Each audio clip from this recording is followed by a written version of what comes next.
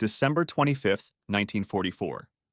Bastogne, Belgium Sergeant Mike Delaney huddled inside his jacket and tried not to think about how fucking cold it was. His feet were 2 ice blocks. He'd lost his gloves 3 months earlier in Holland, and the way the wind was picking up and the snow was coming down.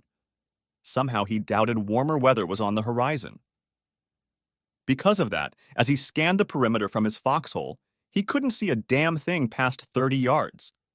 If the Krauts attacked again, the first he'd know about it would be when some member of the Wehrmacht pointed the business end of their rifle at his head and pulled the trigger.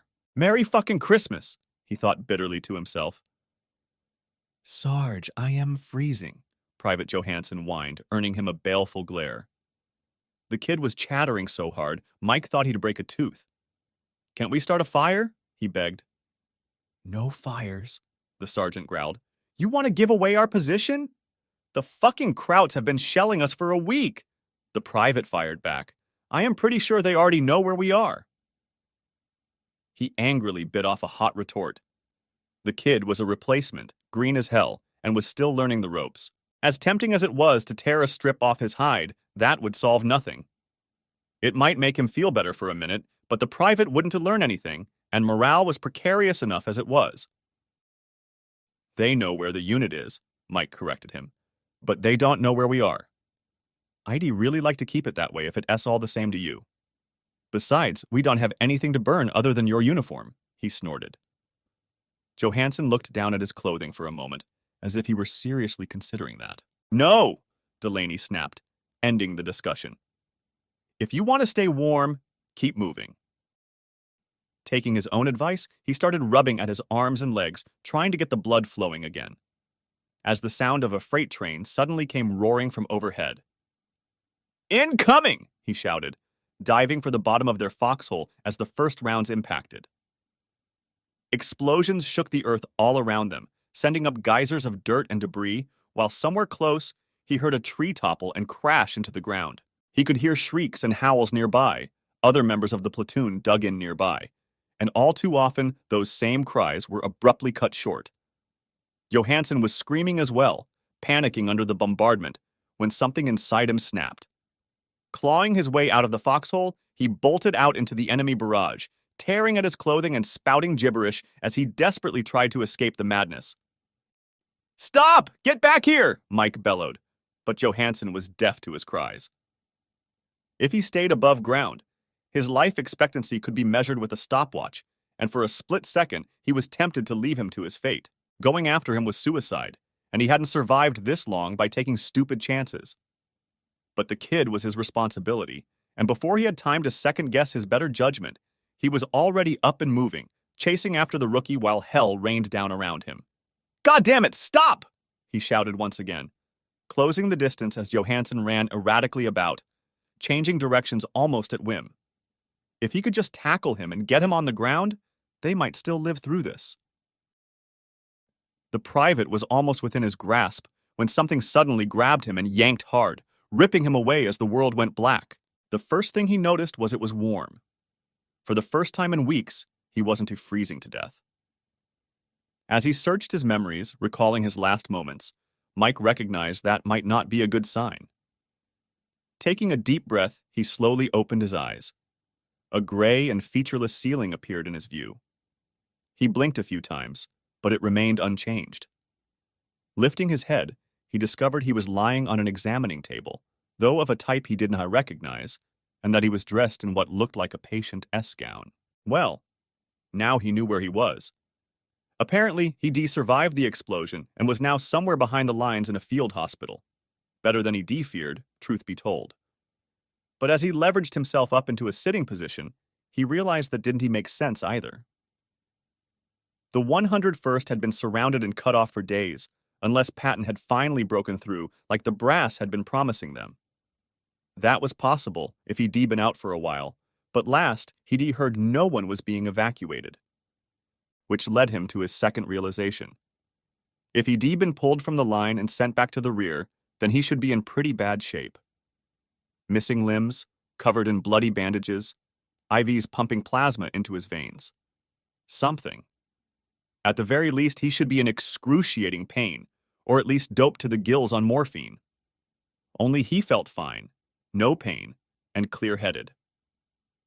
Cautiously, he began examining himself, searching for any signs of injuries, only to come up empty-handed. "What the fuck is going on?" he said aloud, not expecting a reply. He received one, nonetheless. "So, you were awake," a man's voice sounded nearby. Mike whirled about but saw nothing. Just a plain gray room with him sitting on a table. Nothing else was in sight. "All right, who are you?" he demanded. "Where the hell am I?" "You are perfectly safe," the voice assured him. "No one will harm you here." A sudden sinking feeling landed in the pit of his stomach.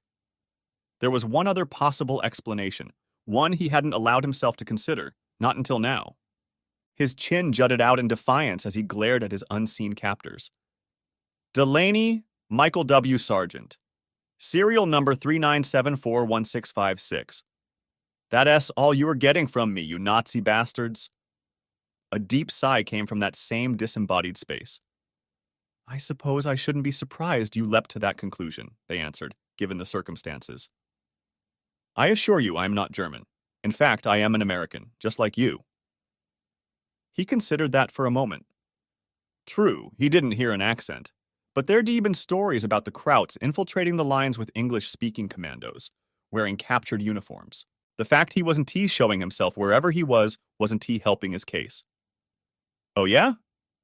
Then who won the World Series?" Mike demanded. There was a brief pause. "That would be the 1944 World Series, I assume," he asked. He just stared, incredulous. "Obviously." Another pause. The St. Louis Cardinals in 6 games, the voice said at last. This was getting stranger by the moment. "Okay, then what was the score of the final game?" He caught it on Armed Forces radio back in Holland after the Germans had retreated. 3-1, the voice answered. The Cardinals scored all 3 at the bottom of the 4th inning. The man almost sounded amused by the question. "Anything else you'd like to ask me?" Mike just stared. He was right. It hadn't been much of a series, being honest. Hell, the only reason the Browns even made it that far was because of the war. Most of their players had been 4F. "If you are on the up and up, then show yourself," he said at last. "I wanted to make certain you were calm and rational first," he replied. As a hidden door opposite him opened up, a tall, swarthy gentleman entered the room, followed closely by a dark-haired woman, viewing him with obvious suspicion. "I am Commander Antonio Vargas, U.S. Navy," he said by introduction, "and this is Amélie Rain." "It's a pleasure to meet you, Sergeant." He sat up straighter at the word commander. "Sir," he said formally, before turning his attention to his companion. He'd spent enough time in France to recognize the origin of her name.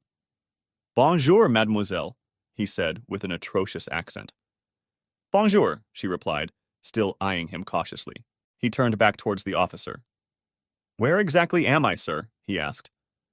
"I appreciate you patching me up and all, but I need to report back to my unit." The pair shared a look. "I am afraid that won't be possible," he said. "Well, you better make it possible," Mike snapped. "You can hold me here against my will. There is a war on, in case you hadn't heard." The commander sighed once more. "I can't return you to your unit for one very simple reason, Sergeant Delaney," he said evenly. "Oh, and what is that?" Mike demanded. The commander grimaced. "Because you died, Sergeant, on Christmas Day 1944, during the Battle of the Bulge." Mike stared in shock, but the man wasn't finished. Approximately 150 years ago. There was a long moment of silence as the sergeant digested the news. "That's crazy," he said at last.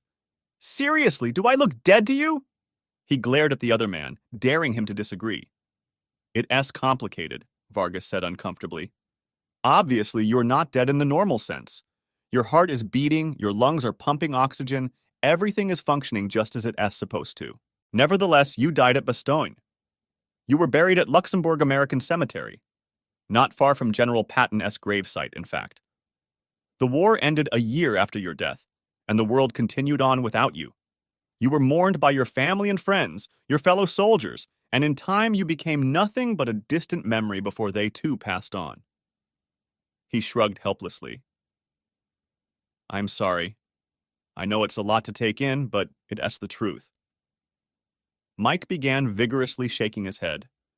No, no way. I don't know what the hell you were trying to pull here, buddy, but I am not dead. The commander sighed. Tell me, what's the last thing you remember? The sergeant searched his memory. We were getting shelled with Kraut 88S when Johansson panicked and bolted out of the foxhole. I was trying to grab and drag him back when... His words ground to a halt, blanching as he recalled the last explosion, before waking up here. Wherever here was. That artillery round landed right on top of you, he said sympathetically. There wasn't much left to bury. No, it can't be true, he whispered in horror. It can't be. In desperation, he turned to the woman beside him. Tell him! She gave him a pitying look. Anton speaks truly, she told him, her English accented but intelligible.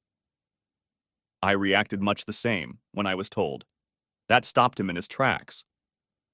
Wait, what? He said in disbelief. You're not dead. But I am, she said sadly. We all are. It is what brought us here to this place. He snorted in disgust. I am supposed to believe this is heaven? Mike glanced around the room, not seeing St. Peter or any angels lurking about. You are right. This isn't heaven, Vargas agreed. Nor is it hell if that was your next guess. If there is an afterlife, we've seen no sign of it. Then where are we? Delaney demanded. You keep saying I am dead, that we are all dead, but that this isn't heaven. So what is this place then? Vargas sighed. That will take a bit of explaining, and I'm not certain you will be able to understand. He paused for a moment, cocking his head. I don't suppose you've read any H.G. Wells? He asked hopefully. Mike just stared at him. No, I haven't, he said deadpan. I was afraid of that, the commander replied. Science fiction really didn't come into its own until the nuclear era.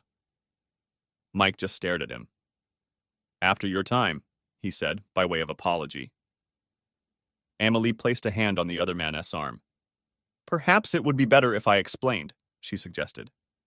With a shrug, Vargas agreed, stepping aside and gesturing toward the sergeant. Michael, this place, all that is in it, is not of our universe. It is a... She paused, looking back at Vargas. What is that phrase you use to describe it? Pocket dimension, he supplied. Oui, that is it, yes, she said gratefully. Think of it as a bubble, separate from our world. Our sun does not shine here, nor does la lune. The moon, I mean. We can travel to the world we knew with great difficulty when it is necessary, but the place we knew is no longer our home. This is, she explained, spreading her hands to indicate the gray, featureless room surrounding them. Delaney shook his head once more. I don't understand. Another universe? Isn't there only one universe? He asked, struggling to grasp what they were telling him. Vargas groaned. I don't think you were ready for a discussion regarding the nature of the multiverse just yet, he interjected. Let us keep it simple for now. Baby steps. Mike started rubbing his temple as he felt a headache coming on. Fine with me, he said at last. Science had never been his strong suit anyway. You said you were dead too? He asked her. Amelie nodded. Was it when the Germans invaded? He guessed. Les Allemands? No, she answered, gracing him with a bittersweet smile.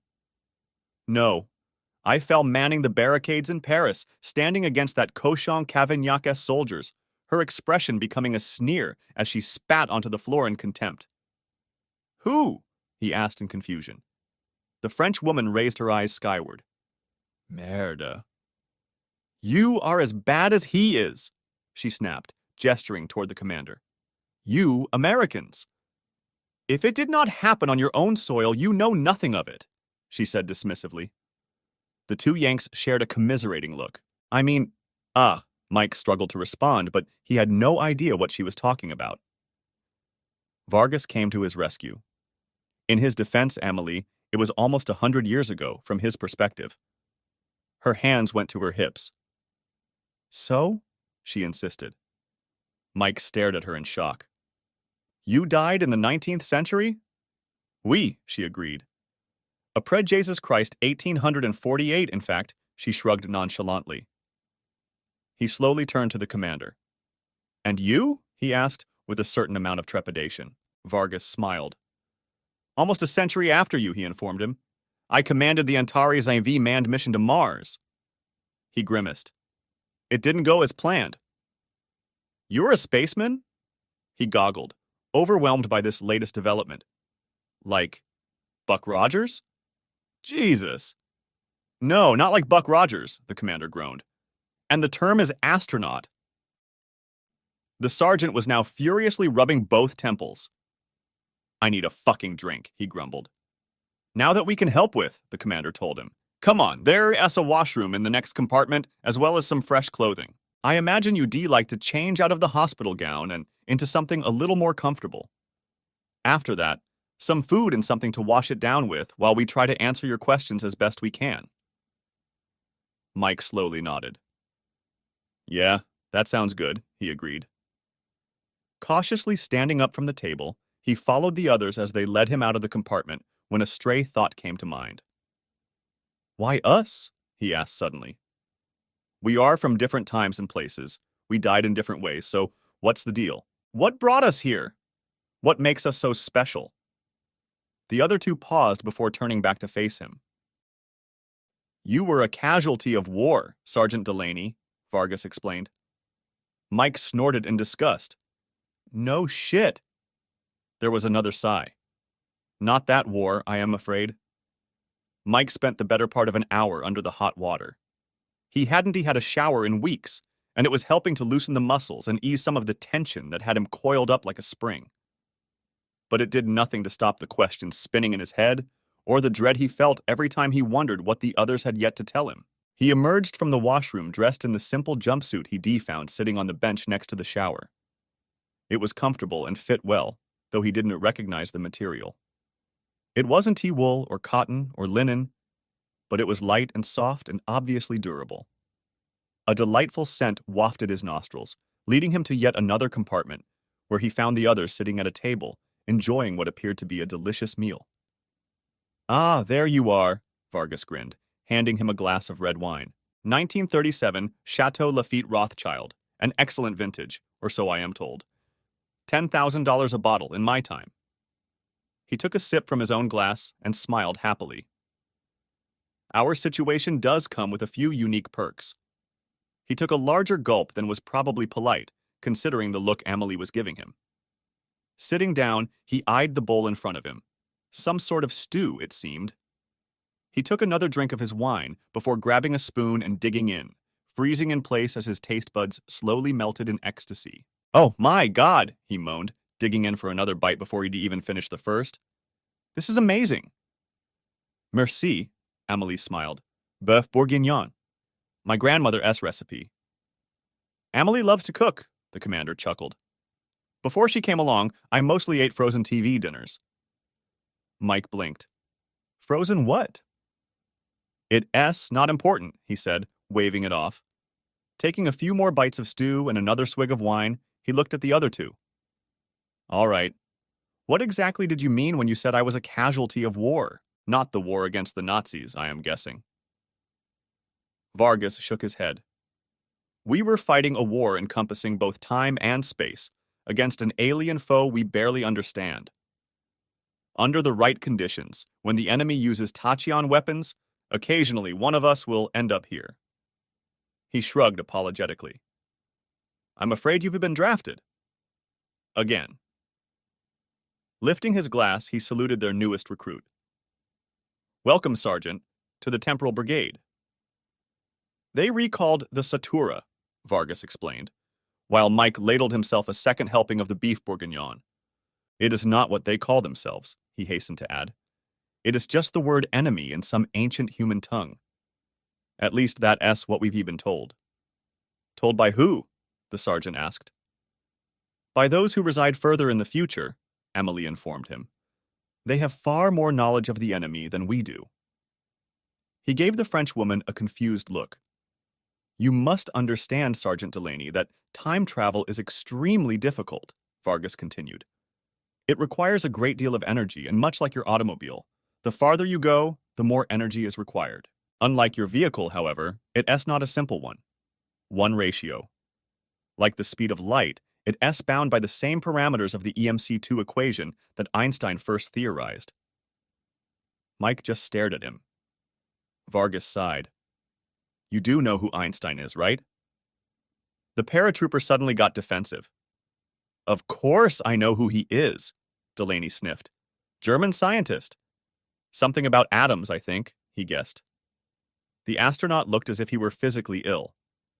Patience, Anton, Emily counseled, patting his arm. Remember how much I struggled with these concepts at first. He nodded his head in agreement. You were right, he grimaced. My apologies, Sergeant. It is just that Einstein and his theory of relativity are famous in my time, and much of the population understands at least some of its ramifications. I occasionally forget that his work was heavily classified during your era, and for good reason. Mike's brow furrowed. What reason? He asked. The other two shared a look before Antonio picked up a small black device and pointed it at a nearby wall. Do you recall me telling you that World War II, your war, ended a year after your death? Mike nodded. Well, the astronaut continued, here is how it happened. Delaney's eyes widened in shock as a massive explosion suddenly appeared on the wall, the detail of the display so realistic he almost hit the deck in response. A massive fireball rose over a ruined city, while a shockwave slammed into the nearby surroundings. Hiroshima, Japan, Vargas said quietly. August 6th, 1945.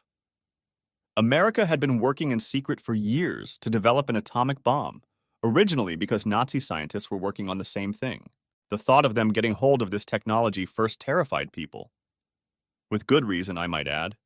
Only Germany surrendered before a working prototype could be tested. Couldn't he take his eyes off the mushroom-shaped cloud? Were the Japs working on a bomb too? He asked them. The astronaut winced at the ethnic slur, but let it pass. No, he answered. That kind of technology was beyond their capabilities. The U.S. used the bomb to force them to surrender. Only the one they dropped on Hiroshima wasn't enough. He got a distant look in his eyes. So they did it again, 3 days later at Nagasaki. It, too, was destroyed. Blanking the wall screen, he turned back to face the soldier. A month after that, the Japanese surrendered. Unconditionally. That's what Einstein's theory helped to create. Mike's jaw set in a hard line. Don't count on me feeling sorry for them. Vargas held up his hand. 2 hours ago, you were fighting for your life. I don't expect you to just suddenly forget all of that. But from my perspective, that war ended a century ago. Germany and Japan are now some of America's staunchest allies. In your time, Emily emphasized. He took a moment to process all of that. Well, I appreciate the history lesson. Good to know that we won the war. But what's any of it got to do with these aliens we supposed to be fighting? I was just getting to that, Antonio replied. The theory of relativity says, among other things, that the closer you get to the speed of light, like 90% on up, the energy required to accelerate increases exponentially. It's why nothing can go faster than that, because it would require infinite energy, which is impossible. Emily leaned in, a wicked smile on her face. Unless you cheat, as we do. What she means is, there are loopholes within the equations we can exploit, Vargas clarified. Moving an object in time, such as a human, requires energy. The further you travel, the more it costs, until eventually, you reach a point where you hit a wall. None of us can journey more than 2 or 3 centuries from our point of origin because of the energy cost requirements. After that, he shrugged, you simply bounce off an invisible barrier. Mike thought about that for a minute. Then how can you possibly know what's happening in the far future? He asked. Way stations, the French woman supplied. Picture a series of forts strung along the frontier. While we cannot travel physically to the nearby garrisons, we can signal them. Information can be passed from one to another, up and down the line. Much like the old Pony Express, Vargas supplied. It's not a perfect system, unfortunately. Information can be lost or garbled, but it's what we have, he shrugged. So, there's a series of outposts stretching to the distant past and the far future, sending signals back and forth, working together against a common enemy? It was a lot to take in, but Mike felt like he was making sense of it. Well, you are half right, Emily admitted unhappily. While there are many such way stations in our future behind us? She shook her head. Kudal, nothing. Mike stared at her. I don't understand. It's the technology, Antonio sighed. It's simply too complicated for someone born much earlier than the late 20th century to grasp. Take me, for example, he said, indicating himself. I was a combat pilot in the Navy before I became an astronaut, flying aircraft that would have easily defeated the entire Luftwaffe. I also hold advanced degrees in engineering and physics. But when I look at the schematics sent to us from Uptime, he held up his hands in surrender. I feel like a chimpanzee staring at a P-51. Anton has tutored me for years, and there is still much I do not understand, Emily informed him. Even if we were talking about a certified genius, someone like Da Vinci, for example, for them to make sense of the information they'd need to recreate all of this? He spread his arms wide, encompassing the structure surrounding them. It would be like trying to decipher hieroglyphics. We've sent messages to the past, hoping that someone somehow managed the impossible, but we've never received a reply. Vargas sighed in defeat, which means we are the last line of defense. The three of us, Mike said, deadpan. What the hell are we supposed to do? Our mission is threefold, the astronaut explained. First, to detect and counter any temporal incursions by the enemy. Second, to take the fight to the enemy, whenever and wherever possible. And finally, to retrieve those like us, individuals who have become untethered in time, and recruit them to the cause. Amélie reached out and took Mike's hand. The very future of all humanity is at stake, she said softly, her dark eyes pleading with him. You are a soldier, and we need you. Will you help us? He was silent for a long time. The others waited, having already made their case. Finally, he looked up at them both. I can't go back, can I? He said quietly. No. You cannot, the French woman agreed. You no longer belong to that reality. We can make brief visits to accomplish our mission, but any more than a few days, the timeline will reject you, casting you into the void. Et poof, she pantomimed, spreading her fingers wide to suggest a magician making something vanish. But wouldn't you just return here? Wouldn't you just? He asked them. I am afraid not, Vargas disagreed. Like I said, it requires the energy output of a tachyon weapon to disconnect you from the timeline. We can create a temporary link that will keep you in place, like a climber's safety harness. But it doesn't last long because the physics of our old timeline are already hard at work unraveling it. If you wait too long. He shrugged. You fall to your death, Mike finished for him. The other man nodded somberly in agreement. He took a long draught of his wine, his mind spinning as he struggled to make sense of all he'd learned. In the end, he just shrugged. In that case, since I don't have any choice, I volunteer, he told them both, plastering on his best counterfeit smile as he held out the empty goblet. I could use a refill, he said wryly. The days and weeks that followed were a whirlwind of activity. There was so much to learn. History, both Earth's future and the war against the Satura, science and modern technology, much of which Mike struggled to grasp, as well as more mundane tasks like requesting information from the computer and creating items with something called a replicator. He went to bed exhausted, his mind bursting with new knowledge, while his nights were restless, filled with nightmares of the past and future.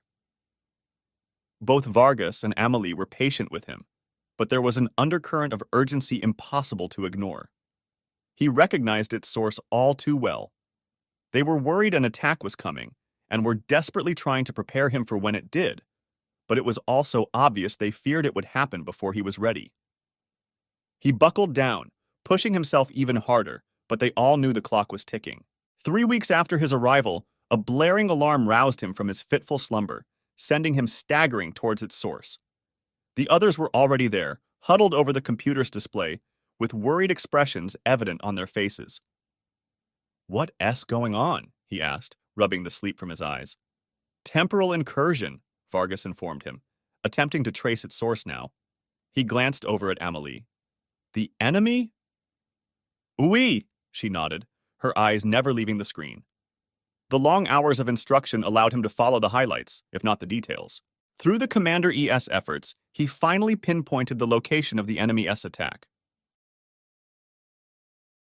"May 14th, 1840, he said at last, in London, England. "What's happening in London?" Delaney asked in confusion. "I don't know yet," he said, irritated. "I am still trying to trace its effects. There's a lot of interference going on here." A sharp intake of breath betrayed Amelie's distress at the news. "I take it that's not a good sign," Mike said quietly. "No, it is not," she agreed. "Interference is caused by changes to the timeline. The more interference, the greater the change. Our only hope, then, is to trace the distortion to its source. If we can isolate where the timeline first diverges, we may be able to prevent it. And if we can't?" Amelie shuddered. "I do not know," she whispered. The pair watched in earnest while Vargas worked to clear up the data. As the information finally came into focus, he winced and looked away. "Fuck!" he swore under his breath. "What?" Mike demanded. "Queen Victoria," he grimaced. "Both she and Prince Albert were assassinated before they produced an heir. No wonder the temporal plot is such a fucking disaster." He looked closer, reading the details as they emerged from the computer. With their deaths, next in line for the throne was Ernest Augustus, King of Hanover. He shook his head, turning to face them both. "This is very disturbing news." "Why?" Delaney asked him. "I mean, I know she was important and all, but England had lots of kings. Why does this make such a big difference?" "Half of Europe's royal families are descended from Victoria and Albert or married into their family," he exclaimed. "The Romanovs in Russia, the Kaiser in Germany, the kings and queens of Spain, Denmark, Norway, Greece, and Sweden. The entire map of Europe would be irrevocably altered, and that's not even the worst of it." "Mon Dieu," Amelie said in horror. "A German king sitting upon the English throne." Vargas nodded in agreement. "Imagine how the First and Second World Wars would have played out, with Great Britain aligned with Germany instead of the Allies. Imagine if Churchill couldn't rally the British people, and the American forces couldn't be based in England prior to the invasion. How would history have unfolded then, Sergeant?" His mind whirled at the grim reality they just laid out for him. "The fascists would control all of Europe," he said in shock. "Not just Europe," Vargas disagreed. "Let us not forget the Japanese. Without the British and Dutch interfering with their plans, they would have free reign in Asia." "Wait a second," Mike argued, holding up his hands. "You were forgetting about America." "No, I'm not," he said quietly. "Before Pearl Harbor, America was staunchly isolationist. Hell, I doubt I need to tell you that," he snorted. "After all, you saw it with your own 2 eyes." "Yeah," Mike said quietly. "I mean, there were a few folks that wanted to get involved, like the ones who went north to Canada to join up." "Yes." "Let us not forget about Canada," the commander said darkly. "A nation that shares our longest border, allied with a fascist England. America would be surrounded, isolated, and alone. How long do you think we could survive against the entire world?" He couldn't imagine a worse future. "We have to stop this," he said fervently. "Tell me there's a way we can prevent all that from happening." "There is," he said with determination. "You and Amelie have to go back to 1840 and prevent the assassination." "Me?" Mike shook his head. "You should go, not me. You have a lot more experience than I do. I still don't understand any of this shit." "I can't go," the commander argued. "That's right at the edge of my temporal limit. But you all have Amelie to guide you. After all, this is her era we re-talking about. She knows it better than anyone. The replicator will provide you with period clothing, weapons, whatever you need. He put a hand on Mike's shoulder. You can do this. I have faith in you. It wasn't as if he hadn't been on more dangerous missions before. All right, he said at last, but how do we pinpoint the assassin? If we were forced to wait until he commits, that could be too late. If it were one of the Satura in disguise, we could easily track them, Vargas explained, but they prefer to use cutouts and cat S-paws. Our assassin is most likely someone they bribed or radicalized against the monarchy, which makes our job that much harder. However, I think I have something that will help you. He smiled and pointed them toward the replicator. Come on. Time to get you both geared up. There, Vargas said at last. I think that should just about do it. He gave Delaney a final once-over. It looks good on you, he said in approval.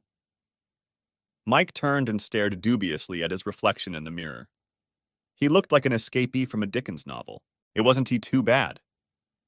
The trousers and jacket may have had an odd cut to them from his perspective, but they were manageable. The shirt collar, on the other hand.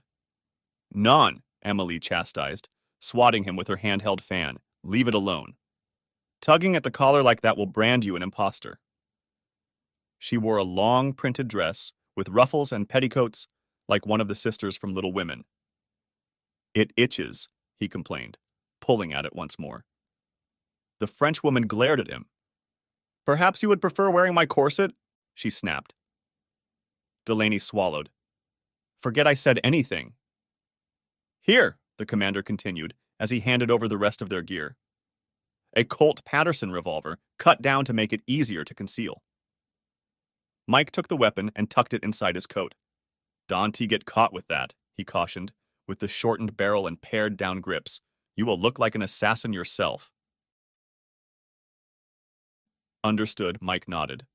Vargas passed over a pair of tiny derringers to Amelie. I'll let you decide where you want to conceal them, he said with a shrug. She gave him an old-fashioned look as she tucked them away. A dagger for each of you, he continued, giving them a pair of blades before opening up a small case.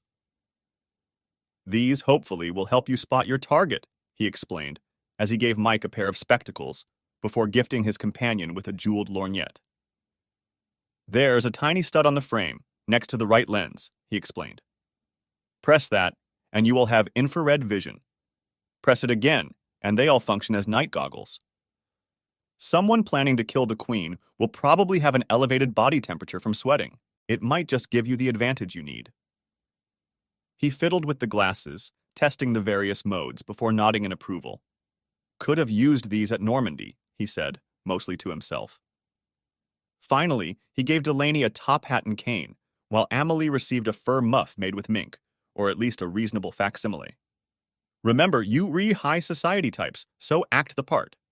That should get you close to the queen, without arousing suspicion. He gave them a final once-over. All right. Your pocket watch will tell you when you must return and will act as a beacon when it is time to retrieve you. Any questions? They both shook their heads. Then step onto the platform, and Godspeed. The pair stepped onto the raised dais as she took his hand in hers. Good luck, both of you, Vargas told them as he activated the controls. Once again, Mike felt himself being yanked away as the gray, featureless compartment vanished from sight.